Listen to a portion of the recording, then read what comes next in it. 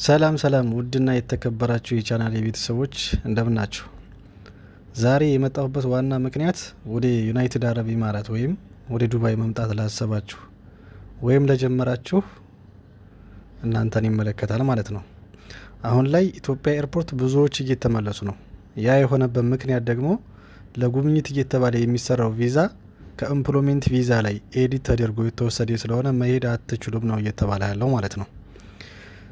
ዜጎች ለስራ መሄድ ከፈለጉና የሚሄዱ ከሆነ በህጋዊ መንገድ አሻራ ሰጥተው ሲኦሲ ተምረው ባርኮድ ተከፍቶላቸው መሄድ የሚችሉበትን መንገድ እንፈጥራለን ነው እንግዲህ የኢትዮጵያ መንግስት እያለ ያለው ማለት ነው።